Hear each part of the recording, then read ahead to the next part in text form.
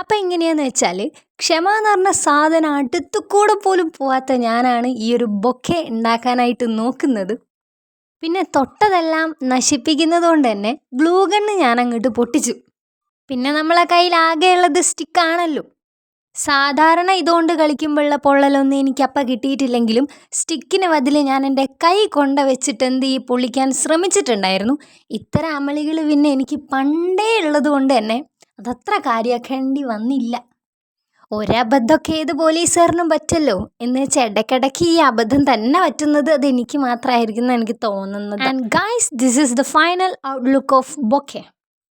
ഇനിയിപ്പോൾ ധീരെ ധീരെ സോങ്ങൊക്കെ വെച്ച് എഫേർട്ടും മണ്ണങ്ങ് ഇടണം. അങ്ങനെയാണല്ലോ അതിൻ്റെ ഒരു റൂള് വരുന്നത്. അപ്പം നമ്മളായിട്ട് എന്തിനാ റൂളൊക്കെ അങ്ങോട്ട് തെറ്റിക്കണേ?